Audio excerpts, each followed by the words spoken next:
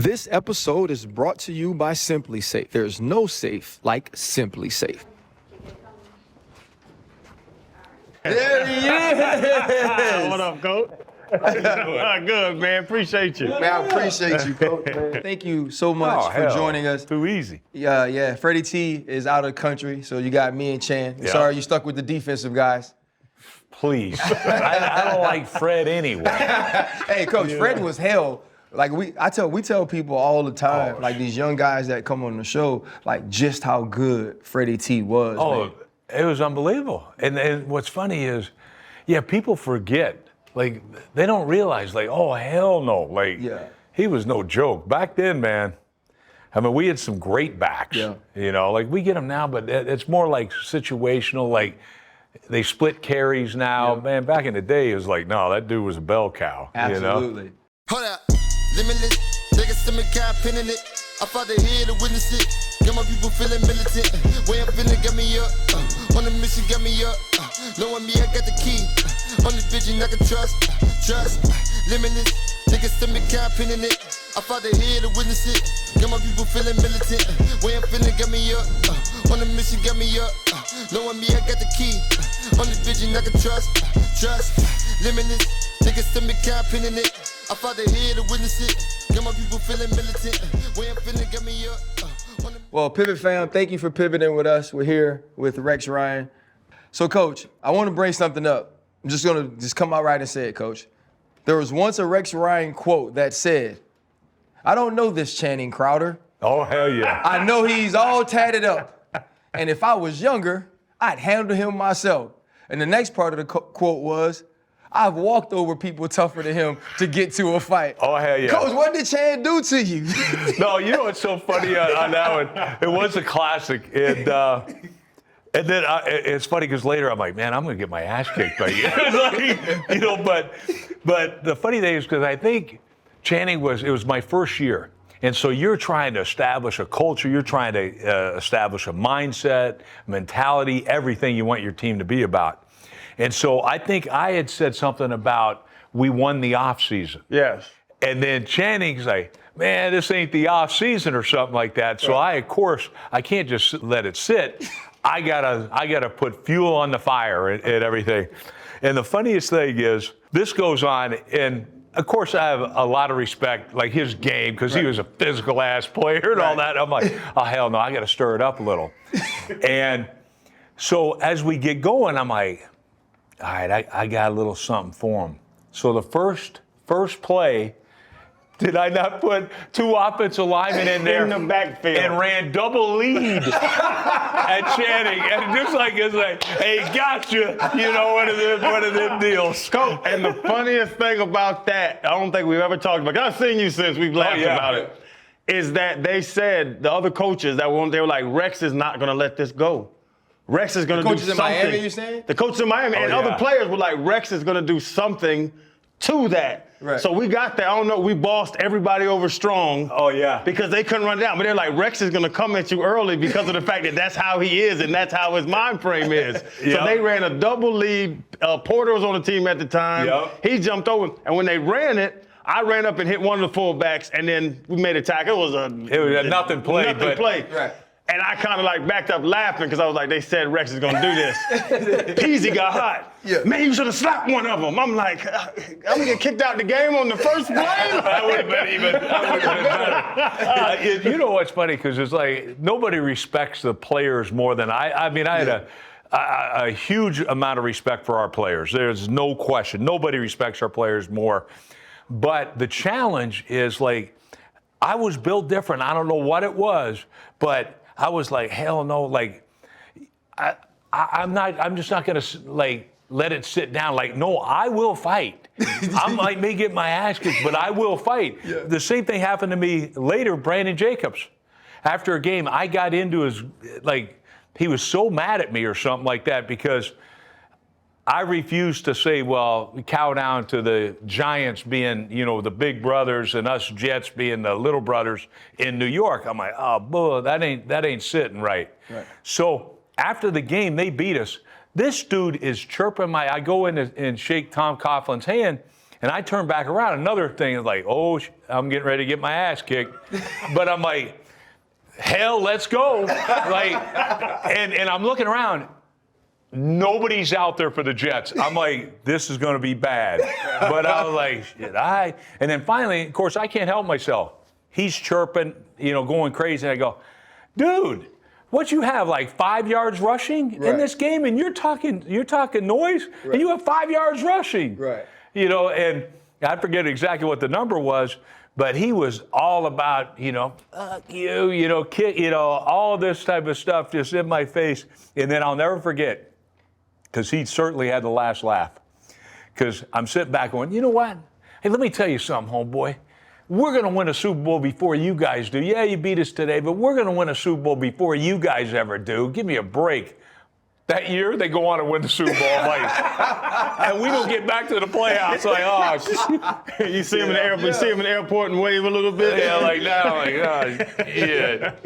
Coach, I think what you're talking about is something we talk about. They're not like us.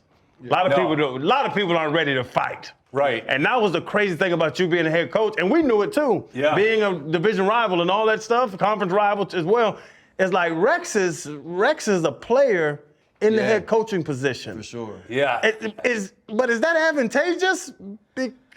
I don't know, buddy, because it's like this. Like, Shannon, here's the thing. I was a player and a coach with no ability. Like, if I had more ability, damn, I would have been a good player. You know what I mean? Because I had the mentality, but it just, but the one thing I could do is, and I grew up, with my dad, all he talked about when he first took over the Philadelphia Eagles was being physical. And I saw him do the same thing in Chicago when he was a coordinator there.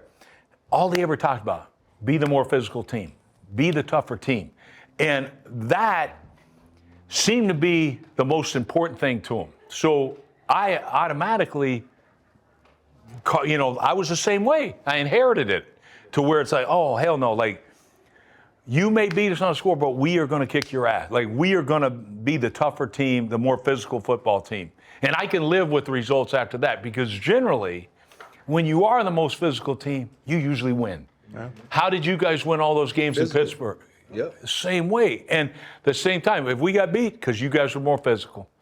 And that, like, even looking for players, like Channing would have played for me. Right. Over playing for other guys that are, hey, this guy needs to have more range. He needs to do, run vertical hook all day. I was like, no, give me the dude that's going to knock the dude's face in. Mm-hmm. And because I think you win with tough people. And that, to me, that was what I wanted to bring to the Jets.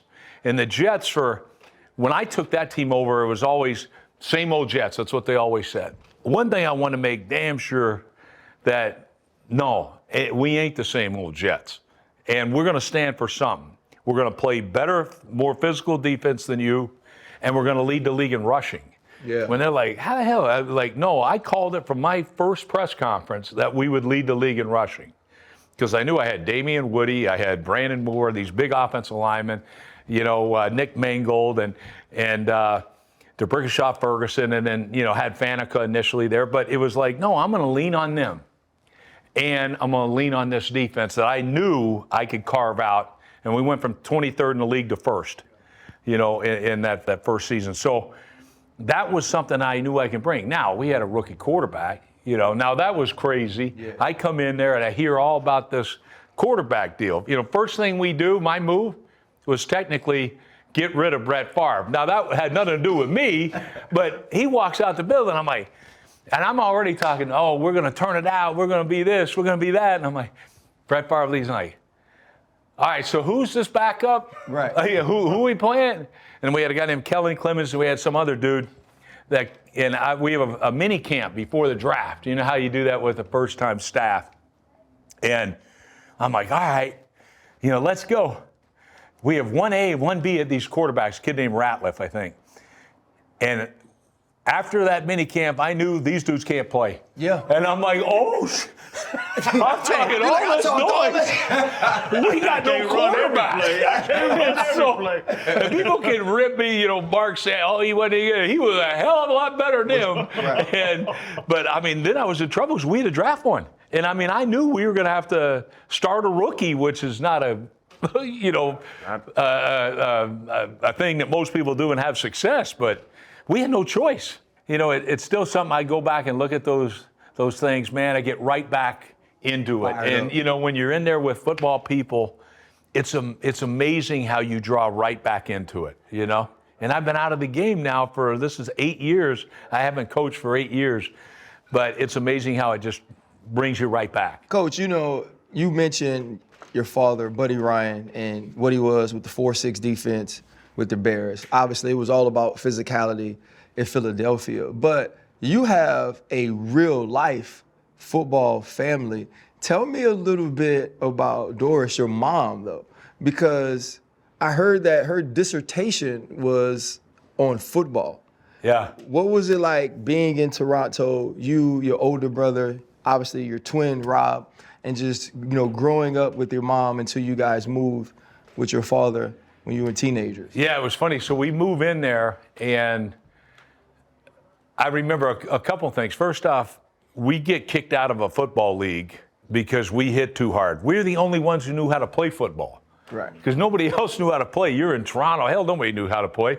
Now, conversely, we go and play hockey. We don't know how to skate. So it's like, and I'll never forget, they said, okay, you're the goalie. All right, I'm the goalie. Man, dude, I had no idea. I just knew I wore all the cool equipment and things like that. Right. But that was it. And it's funny because my mom ended up later being like the first vice president of a major university in Canada, being a female. I think so. Like, she was smart, Phi Beta Kappa, super intelligent, woman and things like that. And, my dad was a 2-time academic All-American, wow. When he played in college, which my mom is very proud of because they were married at the time. My dad, no way in hell, he couldn't spell cat, you know what I mean? I got it now, Coach. Your mom was And very I'm proud of that. dyslexic, you know what I mean? I'm dyslexic, so I was a terrible student, but it was, it was different, but we still, it was okay because I still had my best friend with me. Having my brother was like, you got your best friend with you. And it was cool. My mom was always working. I grew up, I had a morning paper out and an afternoon paper out because, we were just making money and we just worked. So I guess I even had a work ethic even then. Yeah. But loved the game of football. My mom was the biggest critic, though. Not my dad. My dad was like all those years, he was seeing things through rose-colored glasses. Like everything was great. That's my boys. Got my boys, and my mom just the opposite. Oh, you're not blitzing enough. You're not doing this. I'm like, shit, we held them to 10 points.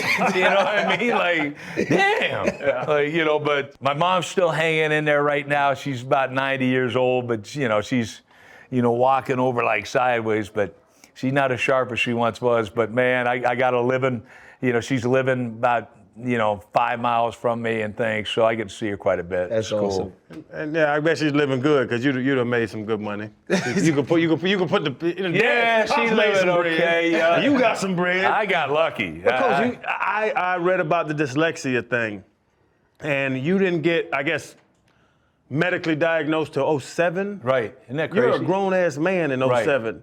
What was it like having dyslexia and not knowing? Like, what was it like growing up that way and things are mixed up in your brain, but they're just yelling at you because your grades are bad? Yeah, like, Channing, the thing that's amazing is, like, hell, I never knew it. Like, it was so frustrating. And it's funny, but I connect with players and things like that. One story I got to tell the story. This is what I told Detroit. Dan Campbell had me speak to the team. They're 0-10. I'm like, great. Wait, what the hell am I going to tell this team? Go, fellas. And I told them my story about being dyslexic and going to school and, people laughing at you. Because back then, how you had to read aloud when you're young. They have you read aloud like, okay, Channing, you read the first, paragraph. Now, RC, you got it, Rex, you got it, whatever. Man, kids would just fall out. I'd start reading and they'd be laughing. And I was like, shit. To the point where I never wanted to go to school. Like, I was like, man, this is like, I hate getting laughed at. And and all that. And I never understood it. Here my mom's super smart. They got, my brothers are smart. I struggle. I was on the damn struggle bus because I couldn't spell. I couldn't, barely read. I told the story to Detroit because here's what one day I decided to do. I said, you know what? The hell with this. They're not going to laugh at me again. And so I knew recess was coming. So I literally sat back and said, enough's enough. So I'm reading, guys laughing. Go to recess, first dude I see that was laughing, I end up chokeslam. Is it funny now? Is it funny now? Whip his ass, right? I see another one. Get on top. Is it funny now? Is it funny now? I do it to 3 people. Guess how many times people laughed after that? Never again, coach. Never again. Yeah. And that's why, and I said at some point, I told Detroit, you got to draw that line and said, hey, how much shit you going to take before you do something about it? I couldn't do anything about it. I never knew I was dyslexic, like any of it. But I'll be damned if somebody was going to, people were going to laugh at. I was going to kick somebody's ass, and that's exactly what I did. So I found my outlet, which was sports, and that was what I, was good at. And being dyslexic, it's not a straight line. You got to find like your way of getting there. I got a master's degree, and before I ever knew anything about it, it just, you just got to find a way. And the amazing thing is, when I found out I was dyslexic, I also had the highest score ever in creativity and problem solving. So as bad as I was in some areas, I had a lot of strengths, which I never even realized I had. But hell, that's what coaching is. Right. And so I can't do a whole lot of things, but one thing I knew I could do was coach. And I loved that game, and it fell into place because coaching is problem solving, it is being creative, and it's also connecting. And I think that's exactly what I do with my players. You move in with your dad, and it's during the Bears' heyday, and you and your brother Rob are ball boys. Your oldest son is named Peyton. Right. Right. You get to be around Walter Payton, and you said you was like, I'm not scared to be in any room or be around players because this is what I grew up with. That was the first football team that made me love football, the 1985 Bears. What was it like being a young man, coach, in those impressionable years to be around all those great players and those great teams? Yeah, it was crazy. And I remember being a ball boy with like the Minnesota Vikings. Yeah. And they had Alan Page and Carl Ellers, and throwing you in a hamper, and you know how you do like the little kids and the coaches' kids and all that stuff. Yeah. But you think I'm going to be, intimidated by coaching somebody? Like, hell no, dude. I've been around the best. Right. Walter Payton. I grew up around him. I grew up around all these guys and being around the game. So I've been around the alpha dogs. The freaking the special cats that play in this league. Because these are like some of the baddest dudes on the planet. I'm a kid and growing up around them. And you don't think that's a huge advantage? When you get in there right away, I feel like I belong. I'm not intimidated by being around the greats or whoever.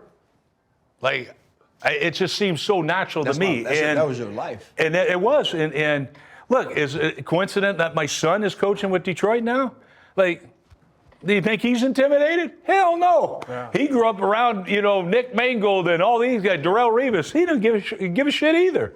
You know what I mean? And that's why I think it's such an advantage for some of these coaches. You look at the Shanahans. You look at guys that have been around it. They grew up around this game. So it was such an advantage to me, and I was just so blessed to be around it.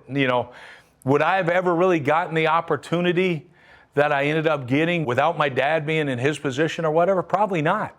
There's a lot of great coaches that are in coaching high school or 1AA or whatever they call it now that maybe never get this opportunity. But I got my opportunity, and when I did, I was ready to kick the crap out of people, and that's what we did. Was there ever any motivation, Coach, in people maybe thinking you only got your opportunity because your dad was such a great coach? Oh, yeah. And my thing was, and it's funny because sport things I remember Muhammad Ali, he had a quote saying, I'm going to show you how great I am. That was me. I couldn't wait to get an opportunity to I'm going to be the best that's ever been. And that's what I did. Look, my dad is considered literally one of the best that's ever done it.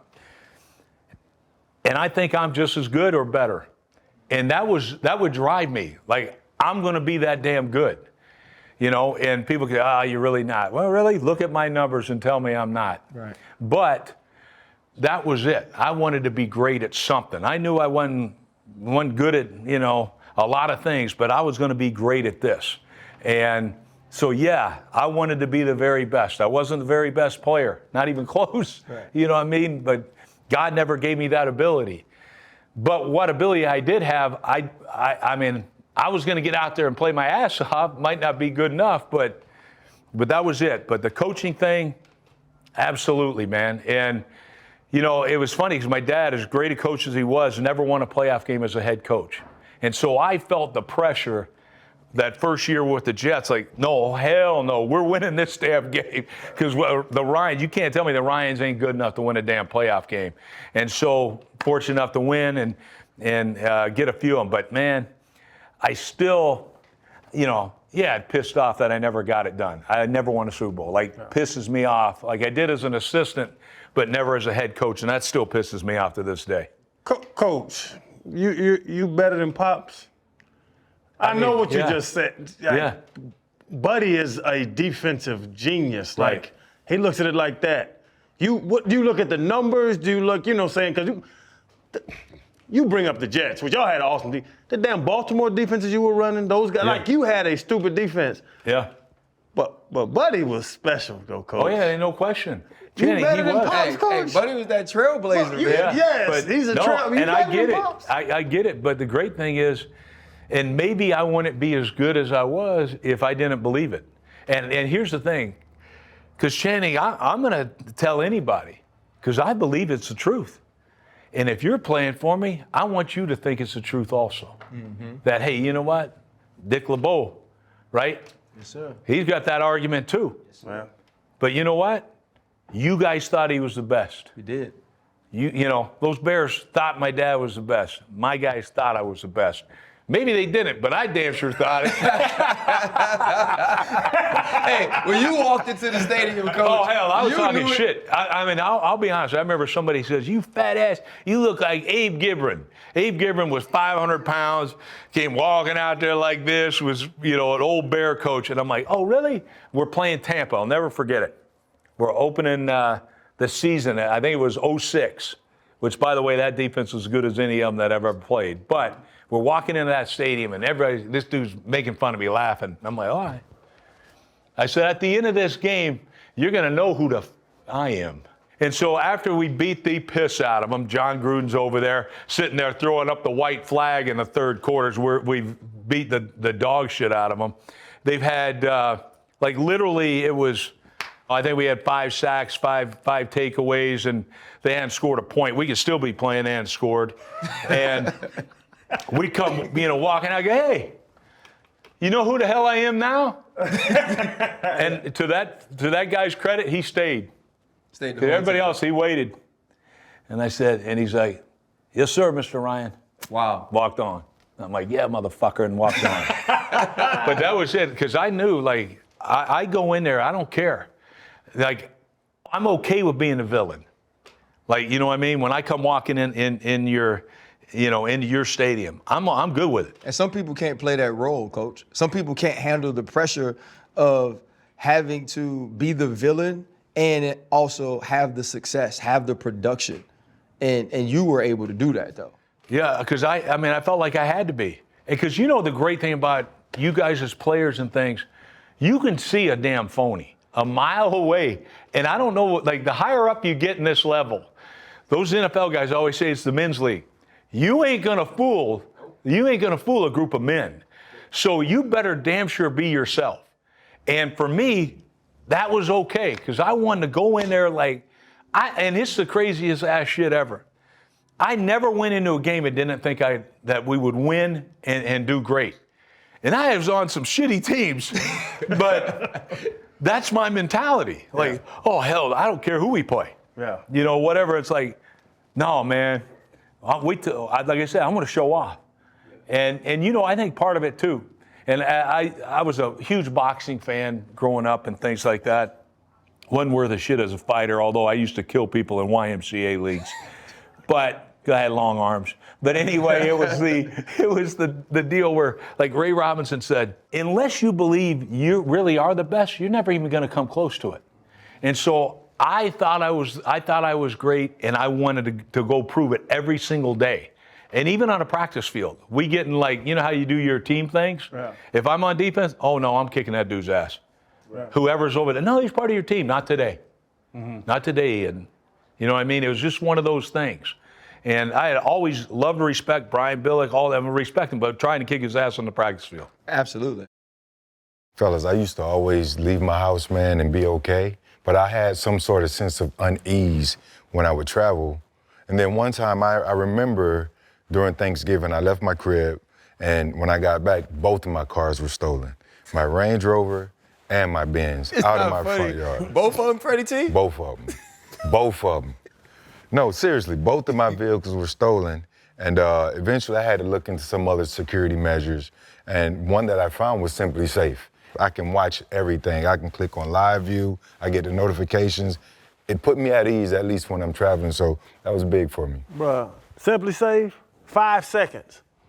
Whenever the alarm goes off, 5 seconds, Simply Safe got you. You could talk to the intruder, because you know what I'm saying? If hit my phone, oh, yeah, bro, what you doing? You know what I'm saying? Fast monitoring and all that stuff. Do you expect him to answer you? Bro, I'm finna steal your stuff? I expect him when I get my deep voice to get out of there. Bro, Simply Safe is amazing. And as much as we travel, you have your family at the home, you got your car. Well, Fred ain't got no cars no more. But Simply Safe is amazing, bro. 5 seconds from the alarm going off, you can see right there, see the video, talk to everybody, bro. I love it. Channing, I do have vehicles, and it hasn't happened since I got Simply Safe. Hey, and it's also easy to install Simply Safe. You can do it yourself in less than an hour, or you can get it professionally installed to make sure that everything is right. Also, too, with Simply Safe, there are no hidden fees. $1 a day to protect your cars, Fred, your family, your house. Come on, man. Simply Safe's the way to go. I mean, the cool part is this. You'll never be locked in to a long-term contract. Best home security system by U.S. News and World Report,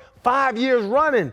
Simply Safe knows what they're doing. And they offer the best customer service for home security, according to Newsweek. Protect your home with 50% off of a new Simply Safe system. Just visit simplysafe.com/pivot. That's simplysafe.com/pivot.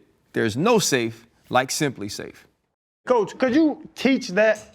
Because the guys you're talking about and the energy you're talking about, we understand what you're talking about. Like that, some people call them dogs. Some people just, they're different. Some people this.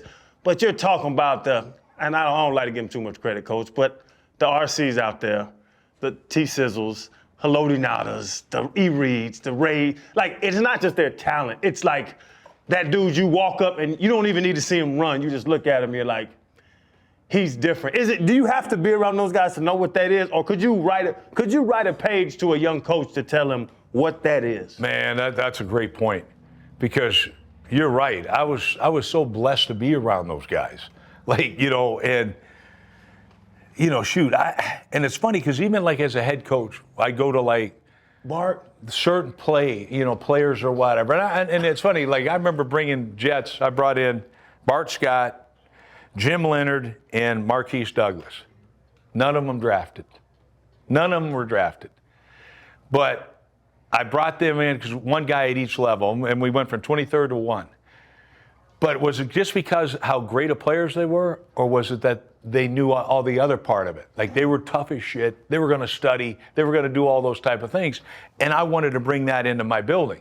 Now, of course, the T-Sizzles, the Ed Reeds, the Ray Lewises, they're so damn special. Yeah. They're so damn special. But there's the other guys too. Like they got to feel part of it. And so what I like to do, 2 things I would do. Number one, if I'm drafting a guy, I always wanted to take the guy that I didn't want my kids to play against. You know what I mean? Oh, hell, I don't want my kid playing against him. Yeah. That's one, we need him on our team. Yeah. Like, we need that dude. We need Ryan Clark on our team. We need Channing. We need this dude, Jarrett Johnson, great example. Jared Johnson was just a tough-ass kid. Yes. Alabama. Ozzie Newsome goes to me, Rex, you're going to draft one of these kids from Alabama. They had 3 defensive ends, all right? Kid named Moorhead, a kid, Jared Johnson, and then they had some other guy that was probably the best athlete of all of them. I'm like, give me this one. Because this dude's mean as hell. Like, and no, I don't want my kid to play against him. John Connor, we had this fullback from Kentucky. I'm looking at film on LSU's linebackers, and I see this guy knocking the hell out of him to the point where you're like, oh, shit. Like, you're turning your head. I'm like, I want that guy, the Terminator, John Connor or whatever. Yep. He only hit with one arm, by the way. But that was okay. God, and the nicest kid in the world off the field, but oh my God, would he blast your ass. Yeah. And so to me, I wanted to surround my team with those guys. Like, that's what I want. And when you talk about like those alpha guys, like, I see this kid, Trent Williams, from the tackle from San Francisco, Panay Sewell, like, I want those damn guys. You know what I mean? But that's what it was. All those Steeler teams back in the day, like Mean Joe Green, holy shit, I want him. Yeah. You know what I mean? And I don't think you can make guys. I think they are. That's just one of them. Yeah. He always asks Can that you question. can you build a monster, or is that in you when you come out the womb? I think you got it from the day you're born. There's something to it that you got it. Like, you got that lead in your pencil that is like different, but I think what you can do is convince guys that maybe aren't there. You surround them with enough of guys like that, they think they're tough now too. You know what I mean? Like, I've seen that happen. I've seen that happen. Yeah. And like, oh, hell, he thinks he's tough too now. Like, he can't bust a grape. But now he's sitting there over talking, over top of people and all that stuff. So I think it can I think it can go like this. Yeah. But the true guys, they just have it. They just really have it. Coach, you have it in many ways. Obviously, the acumen to understand coaching, growing up in the game, but just the personality that's infectious. And you go to New York, which is like the perfect place to you because you don't cower, right? So if the media's on you, you'll stand up there, you'll take heat, you'll talk. But then you get on Hard Knocks, and you're probably the biggest star in Hard Knocks history, Coach. But as a head coach, what's it like trying to get your team to go out, play, and win, and to have all those cameras around, listening to everything someone like you says, which is going to be some stuff each and every day?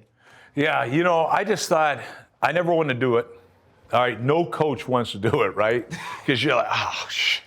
Because it is like, you can't breathe, it feels like. But then after a while, I remember telling my guys, I'm like, guys, we're going to do this Hard Knocks.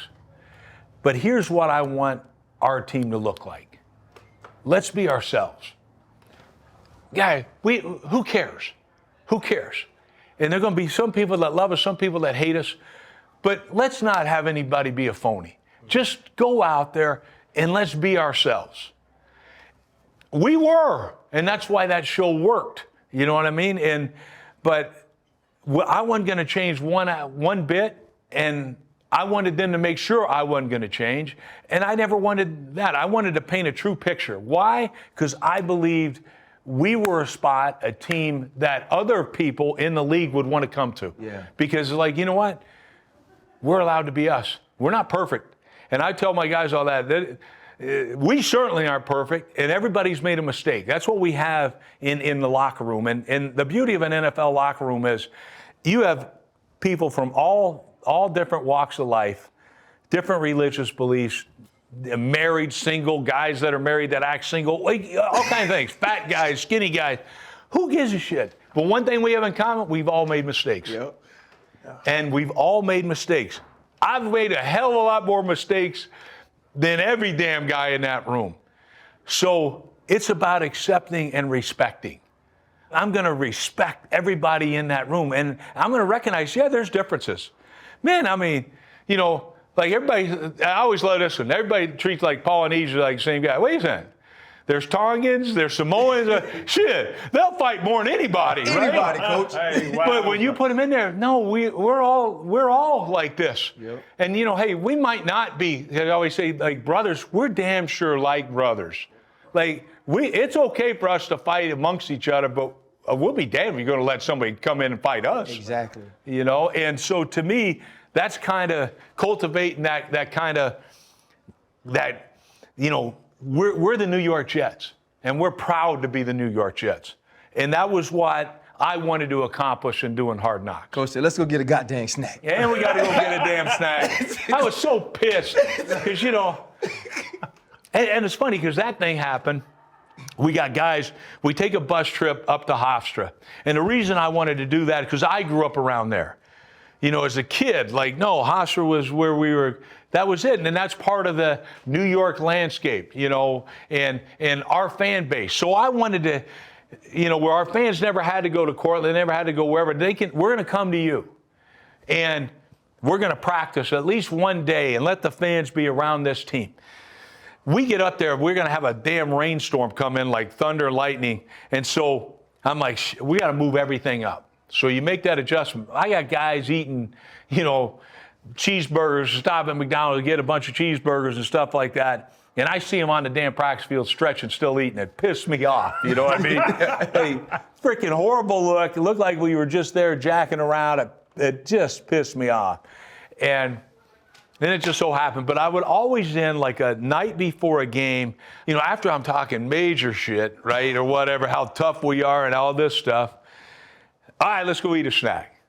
And so it just came out, you know what I mean? Like, Coach, you went crazy and ended it. Let's go get a goddamn snack. That's right. Like, so pissed. But Coach, that kind of plays into because the snack thing, you were a bigger human. Yeah. You talked about the dude talking shit about your weight at the Bucks game. And then you became sexy Rexy. Yeah. What was the catalyst of that? Because everybody saw it, the stories out there. But was there a moment where you're like, no, bitch, I'm getting skinny. Y'all can kiss my ass. No, and I'll tell you what it was. We had I had a couple guys. Tony Siragusa, one of my former players. He was a monster. Jamie Dukes. Remember Jamie? Mm-hmm. Played center. Man, they both came up and said, dude, you gotta get this lap band. You gotta have this. It'll change your life, and you need it, Rex, and all that stuff. But I remember we get ready to play Indianapolis in the AFC Championship game. Because I'm thinking I'm like 300. So I stand on that scale. I'm like, oh, shit, Mike Pettin. Pettin, get out of here. He's dying laughing. Because he knows I think he's stepping on the scale. Rex, that's you. That's you. And I'm like, That's all you. 345 pounds. And I was like, oh, shit. And then so I go in to meet this guy Siragusa had me, set up with. I meet him and he goes, hey, Rex, how many guys over 340 pounds that are 50 years old or older? Wow. And I'm like, hell, I don't know. Maybe not. He goes, you know why? Because they don't exist.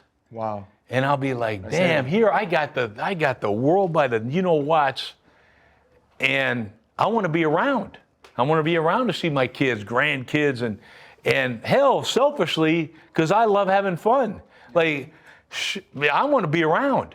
And so I ended up doing that, lost a shitload of weight, and then it's funny because my brother damn near died from it. I'm giving him so much shit about, dude, you got to tighten it. You got to tighten it. He had that damn thing so tight that his esophagus was acting like his stomach, all this stuff. So we both got him removed. Oh, wow. So then I start doing this again. But now it's like, hey, I've started to figure the thing out. I think I got down so much one time, I was down to like 215 and felt weird. Like, you know what I mean? Like, somebody whoop your ass at the gas station. Absolutely. I know I'm going to get my ass whipped, but damn, I can't even whip half these coaches now. Before, at least, like, hell no, I'll whip their ass. But I just never felt like myself. So I'm like, I got to get a little more weight back. But now I'm under 250, like 240. I feel good. And again, I just want to enjoy life and be around longer. And hell, I'm not worried about passing out or having a damn heart attack, So I feel good. Fellas, the NBA season is about to tip off. How about we give our folks, the Pivot family, Fanatics Sportsbook family, our MVP picks and our finals predictions? I'm going to go ahead and go long shot. I'm going to go with the Knicks in the finals versus Denver Nuggets. Jokic. He would be my MVP. So for me, I'm going to go with the Philadelphia 76ers versus, you know what? I like what the Timberwolves have done. And my dog Ant-Man will be the MVP. Whew, I got to ride with you, RC, in the West. And on the East, man, I just think Boston is so superior. And the MVP, it's crazy. I got to try to ride with you, Fred. Hey, listen, Fanatics Sportsbook got you covered. No matter what we think, it's about what you think. Because Fanatics Sportsbook got you covered with 100% profit boost token. 2 of them. They got 2 100% profit boost tokens to tip off this NBA season. So don't miss out on the action. Make sure you're on Fanatics Sportsbook. Tap in, tap in, tap in. Hey, Coach, you know, one day we were on Get Up, and I can't remember what happened. I think a guy caught a ball and his toe was out of bounds or something, and you said out loud, you was like, that's even a toe I don't like. Yeah. And you know, Coach, in a moment like that, when one of your colleagues says something that you know the world knows, you don't know if you get to laugh, Coach. So I didn't know if I got to laugh at your foot jokes or not laugh at your foot jokes, because Channing's been trying to ask me since we worked together, why does Rex love feet so much? Yeah, I don't know what it is, man. Like, it's my, like, my wife, I love my wife's feet. Like, I don't know what it is. And then, you know, but if a chick's got jacked up feet, I'm out. I don't care how gorgeous. I'm out. But, you know, like, I don't know what the hell it is, but it's like some people are boob guys, leg guys, you know, whatever. Of course I notice a pretty gorgeous face, whatever, but no shit yourself. I'm checking the feet out. And just the way it is, man. I don't know. And you know, it's funny. And when that shit came out, front page New York, my wife's gonna freaking kill me, right, when that shit came out. But I'm like, damn, I can't tell you how many of my players came up and said, dude, I like feet too. And I'm like, hell yeah, you do. You're a freaking man. You know what I mean? Like, damn right. I mean, I don't know what it is, but now I have fun with it. And it's like, yeah, that's me. Yeah. That's who I am. I own that shit. And if a chick's got great feet, I'm looking. But it's like, Coach, I'm okay with it. You're on the beach looking down? I'm usually looking midsection somewhere. You walking down the beach looking at feet? No, I mean, I got to notice the whole package, you know, the face and everything, but when you get to I'm checking the feet out. Feet can't be jacked no, feet are out. They're jacked. They're jacked. I'm out. Boomerang. Yeah. Yeah, he perfect. He pull up his sheet, and then if the feet are garbage, he's out. Out. Out. I'm like, she not on the list. Like I've got a chance with any of the chicks that are on the list. Halle Berry, all that. Hell, I got zero chance. You know, but it's we old That's now funny, because you got your drinking buddies and y'all talk about, oh yeah, look at her. None of them want you. You better sit your ass down here and watch this football game. They're sitting back, and they all are sitting back going, yeah, she does have nice feet. You know damn well, but most of them, oh no, I can't say it. It's taboo. Well, shit, I don't have to say it now because everybody knows I got it. I can't deny it. Not like I can deny Coach, the damn Coach, thing. when something like that happens, though, and your private life is made public like that, was it difficult for you to deal with in just wanting to coach football but still be yourself? Yeah, no, I mean, it was worse than I'm letting you know because it was like, because it affected my wife. You know what I mean? Before, I could take anything. I would have owned it from jump. You know what I mean? But hell, but it was challenging. It was challenging. I tell you who stepped up. My assistant coaches stepped up too. I remember that. You know, like, oh shit, hey, we're in this shit together now. Dude, I got to fight this damn fight. Yeah. Like, so I needed them to step up more. And a guy like Mike Pettin, he was great, you know. Bill Callahan's just like, shit, I don't know how you can do it, Rex. I'm like, why? Because I'm fucking tough. Yeah. That's why I can handle it. You know, yeah, I'm fucking embarrassed. But who gives a shit? And like I said, I ain't perfect, whatever, and that's my thing. You know, do I wish it would have stayed private? Yeah, of course. But I still, to this day, love my wife's feet. Hey, that's the quote. Yeah. And you got a picture of him. Oh, shit, yeah. You know what's great? The funny thing is, so we'll travel all over the country. And we're in Paris, something like that. All right, babe, let me get my picture. So I got pictures from everywhere. My wife's feet sticking up. You got that, whatever. No, it's just what we do because we laugh about it now. You know what I mean? And so when I went to Buffalo, I had a thing because I was like, dude, this is me. Who gives a shit? And I had a thing rolling just almost to make fun of it and to let my players know, too, dude, we can get over anything. And trust me, there's been things where I've protected players that are a hell of a lot worse than me liking feet. You know what I mean? So it was. Trust me, we know, Coach. Yeah, Coach. Coach, how is that part of the locker room to you? You know, I feel like football players have such a warped sense of togetherness because we had to accept people. You have to get past differences because we all wanted to win. Right, and so sometimes when we are out in society and people can't get along and they're pushing back against differences, that's why we get upset. That's why we don't understand, because our whole life we've grown up in locker rooms. How much of it for you, Coach, was the togetherness or being able to protect a player? Having a player come into you and say, hey, Coach, I'm going through this. I want to share this with you. How much of that did you love about the coaching experience? I mean, it was the best part of it. Like the relationships you make are the best things. And that old saying, you know, hey, the player doesn't want to know what you know until they know you care about them and all that stuff. You don't care what you know. Well, that's part of it. And this is the greatest thing in the world. Like, how different would our world be if every single person played football and grew up in a damn locker room? You know, man, this would be like, it's okay. You know, the great thing is everybody can have their thing, but we're all going to respect our differences. Yeah. Like that, I wish it was like it. Unfortunately, our world's not like that. But everybody's accepted. It doesn't matter what it is. It could be sexually, it could be anything. Yeah. But in a damn locker room, everybody's accepted. And you kind of wish it was like that. And that's the beauty of our game. And the beauty of our locker room might be different than any other sport. Yep. You know, because we got 53 guys in there. You know what I mean? So it's so beautiful. I mean, it's so beautiful. Shan, the NBA is back, brother.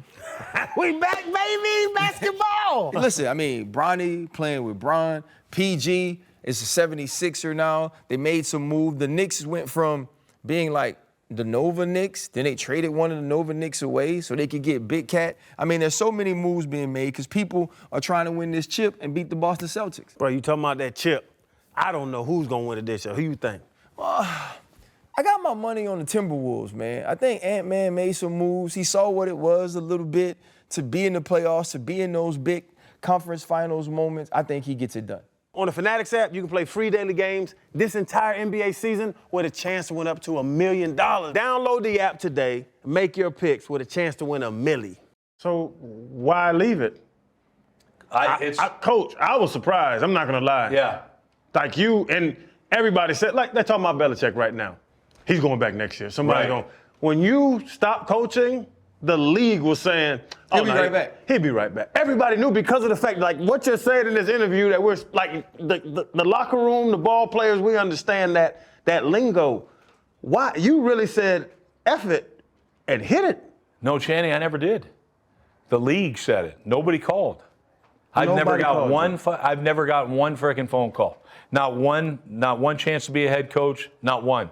Not a single interview. And as far as like being a defensive coordinator, like, yeah, there's been, like I reached out to Dallas this year because I figured, well, hell, this team is loaded that I'll go out and maybe this will give me that opportunity to show that, yeah, I am the best that's ever done it. But there are very few teams like that. You know, like, so to assume, well, I just take any coordinator job, that's not the case. But being a head coach, hell yeah, I want to go back. But it's a two-way street, and that street looks like a one-way, and that's me the hell out of here.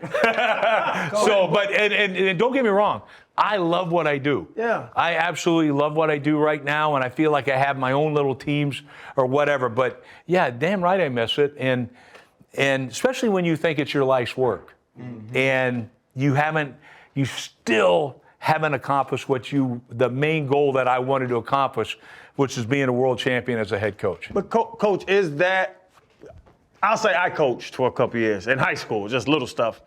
And the AD told me to stop saying violence. Because I used to say, when the ball snaps, be violent, hit them violent, set the edge violently. And they told me stop saying violence. Do you think your coaching style is outdated? Because nowadays it seems as if those words, violence, domination, all that stuff, it seems that we're not allowed to say that anymore. Yeah, maybe so. You know, maybe that's the way it is. I would hate to think that you know, that's one of the reasons. But, you know, our game is still violent, but it's the greatest game in the world, and the league's done an amazing job of trying to protect our players, which is great because that's what it's about. It's about you guys, you know, and that's great. But it's still a violent game, and it's still physical, and that's why not everybody can play this game. Only special people can play this game. I think it's crazy when people don't want their kids to play football. All right? Because to me, it is the greatest team sport there is. And by the way, there's more concussions playing soccer, you know, than there is playing football, tackle football. Like, so if you're doing it, parents are doing it to hold them back, you know, from getting concussions or whatever. This game is way safer than it's ever been. Okay, but it's still a violent-ass game. I miss our Mondays. You know, like I told you when you walked in, like it was just so fun because we had the whole perspective, a defensive player perspective, an offensive player perspective, and then a head coach, defense coordinator perspective as well. And I miss that. And like I remember when I retired, I knew I couldn't do it anymore, right? When you're a player, your body normally tells you, ARC, this isn't for you anymore. You can't cut the angles off like you used to. You don't fill the gaps like you used to.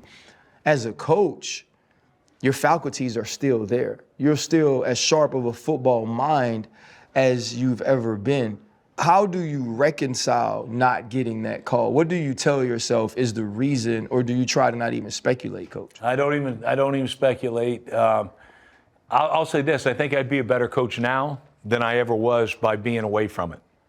By drawing yourself away from it as long as I have, you realize that, you know, maybe I shouldn't have called out Shady Crowder, you know what I mean? But did I put, like, I don't have to swing at every pitch. Any question that comes in, you don't have to swing at every pitch when you're a head coach. You can deflect things like a Mike Thomas is the greatest at it, right? I love the way Mike does it, but like those things to learn from. I never wanted to once add pressure to my team, but maybe I was, you know, and would I be that different? No, because I still think there's a way of teaching this game and coaching this game and playing this game that I 100%, you know, absolutely would still do it this way. But then there's other things that I would change without question. I love that, Coach. Coach, are there 32 better head coaches in this world than Rex Ryan? Oh, hell no. Not even close. Hell no. You knew the answer to that question. I don't know if there's 3. And you would jump back into it. You would love a New York minute. Yeah. You know, but then I would also surround myself, because I truly think this too.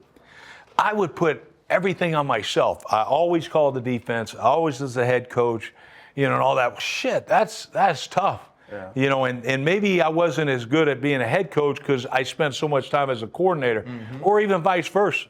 Yes. So I think you learn to hire great people. And if you really want to be good, lean on yourself, right? You're going to be really good. But if you want to be great, lean on yourself and others. Yeah. And I think that's something that I would do probably a little differently as well also. When your father passed and you talked about all the great things he was to everybody else, and you said but to us, me and my brothers, he was my hero. Right. Your son Seth has said the same thing about you, and that was why, you know, he wanted to coach. How does that make you feel, Coach, to know he feels about you the way you felt about your father?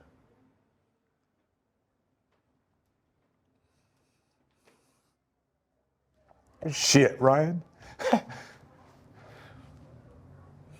It's everything. Yeah. Because Dad meant that to me. Like, shit, I wanted to be like him. I was a better baseball player than a football player, but I played college football because I knew I wanted to coach. Like, that's all I wanted to do because I loved the game and I saw him, his love, and now for my son to do it, whew. Yeah, it's awesome. You know, but, and the thing that pisses me off right now, last year, man, they were up 17 points. They win that game. We would have been the only coaching family in the history of the NFL to have 3 generations coach a Super Bowl. Man, that would have been awesome because it separates us as a coaching family from anybody else that's ever done it. And one day, like my dad always wanted me to be a little bit better than him. He just said the same thing to my brother. All right? That's all I want for my son. I want Seth to be a little bit better than me. And man, when he is, he's going to be pretty fucking good. You know what I mean? So I challenge him all the time. We talk, it's crazy. We talk damn near every day. All right? And it's like, son, how'd practice go? Like we're talking, you know, all that stuff. You know, now he's a dad, you know, so it's like, it's cool.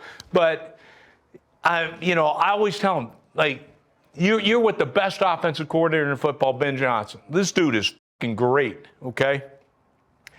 Don't you dare not learn from it. Mm-hmm. Don't you dare just say, I'm going to do my job. I got these projects from Ben to do. I got to do, Randall L. and I are doing this with the receivers, whatever. No, dude, you learn. What is he doing? How come he is so good? You better be learning. Like, take this opportunity. You may never be around a greater guy. So you learn how he's designing protections, how he's, you know, doing these type of game plans. That's what I did, being around my dad. I coached under my dad for 2 years. Greatest thing and by far, I've been around a lot of great coaches. When I was around my dad, it was the best experience of my life, you know, coaching under him and learning how he would, you know, how he'd attack offenses, how he'd do that. I learned so much. But, and I learned being around, you know, Marvin Lewis, a different way of doing things. You know, little things I would pick up. 2 of my best mentors, Bill Parcells is one and Bill Walsh is another one. Bill Walsh, Rex offense? Yeah, that man gave me, he would spend at least 3 hours a year with me. It was the craziest shit ever. But I learned so much from him. Every bit of my organizational stuff came from Bill Walsh. Why? Because I knew he was a hell of a lot smarter than me. Like, shit, his teams, you know. And so I learned that. Being around Bill Parcells, I learned so much about organizing your roster, what it should look like, how you have, like, who's on your practice squads, who's the last guys on your roster. Man, I learned so much from those guys. And that's where, like, I never approached it as I had all the answers. I didn't. Another thing that really helped me, John Harbaugh is one of the best coaches we have in our game. All right? But John, when he came in, you know, I said, hey, I'm gonna leave unless you hire this guy. You hire this guy, then I'm gonna stay. Baltimore hired him 20 minutes later, and I became his assistant head coach. John and I had coached together at University of Cincinnati. Okay. And then later on, he gets the head coaching job. He let me sit side by side with him that first year, being a first-year head coach. When I got to the Jets, I was ready. I was ready because of those experiences. So I was so blessed to be around it, and that's why I don't want my son to take you know, for granted the situation he's in. He's around Dan Campbell. He's around this incredible organization, and he's around a brilliant offensive coordinator. Take advantage of it, and then eventually you're going to be yourself. Mold your offense or your football team to your beliefs. But my gosh, take advantage of the opportunity you have. So that's what I'm telling them constantly. Man, I love that, Coach. Beautiful. Coach, honestly, man, I don't have anything else unless you got something, Chan. Let them go. That was You deep. fucker. Yeah. You got me, Appreciate RC. you, Coach. Hey, I wanted to save it, though, Coach, because I wanted to make sure we got all the good stories and the energy out. Damn, The good dude. story. Yeah, I got the good stories. Yeah, I was you gonna did. ask, but it was. Oh, shoot. Did your dad teach you more than you've taught your son? Oh, yeah, I think so. I mean, there's no way I was as good of, father figure and anything else, coach as my dad was to me. There's no way. I mean, I hope he feels that I was, but I doubt it. No, because it's overall, like, as a father that played, like, you try to teach your son how to play, Right. but you're also trying to father. You're also trying to keep his grades right. You're also, you know what I'm saying? So it's so much nuance to it. Oh, yeah. But then it's like, shit, Pops, like, you still my dad. You still my dad, too. So it's like, hey, I get on my son. I just bought my son we were talking about it earlier, a damn home gym, because he's 13. Got him a weight bench, a now squat it's rack, time. a treadmill, a bike. And he walks in, he's like, what is this? I was like, It's for you. it's for you, man. You need some I'm tools. thinking he's walking in like, how he walking happy. He's How like, would what you have the fuck walked is in? Same way. Same My way. dad's getting ready. I'm going to work my ass off now. Yeah, so that trade-off, man, is crazy. Like the Ray stuff and Ed and the great players you coach, what was like that dynamic like? Because it is different. Like as good as I was in ball, and like me and Coach LeBeau had a great relationship, Right. and I knew what that relationship was. His relationship with Troy was different. It didn't mean it was better. Right. It was just different. Their conversations weren't like our conversations. How did you navigate like the different people and the personalities and different things like that with those great players? Well, it's funny because like Ray, I mean, if I can take one player that I've ever coached, it'd be Ray Lewis. Really? And because sometimes it's more difficult to coach a great one. Not for that guy. Like, it was so good, and I'd tell him, okay, here's what we got. Here's why we're doing it. Here's this and this. He may have some ideas. You know what I mean? But together, like we'd always say, I said, give me your top. We're going to start the game. Give me your dirty dozen. Every game. Here's my calls. Guess what my first call would be? Off of his list. Off of his Make thing. him feel like a part. Shit, yeah. And then it's like, now it's not just my defense, it's our defense. But everybody would get their shot. That's awesome. And then I always use the, you talk about, like, how do you have great practice every day? Well, you guys know. You include everybody. Mm-hmm. So whatever that package was, okay, we're going to play, we got Spartan package, because I got a backup safety, was from Michigan State. Mm-hmm. All right, Spartan package, here he comes. Here comes two guys that don't play in anything else, but they're playing in that, starting in that. Yeah. Everybody started in something, whatever it was. And then, it might be two plays. Doesn't matter. Guess when we win? You don't think they're celebrating as much as everybody else? Yeah. They're starters. Yep. Yeah. They're starters. And maybe it's because I wasn't that good of a player that, Coach, I'm right here. All right, get your ass in there. Let's go. You know what I mean? Damn right. Hold up, limitless. Take a stomach, I'm pinning it. I fought the head to witness it. Got my people feeling militant. Way I'm feeling, got me up. On the mission, got me up. Knowing me, I got the key. On the vision, I can trust. Limitless. Take a stomach, I'm pinning it. I fought the head to witness it. Got my people feeling militant. Way I'm feeling, got me up.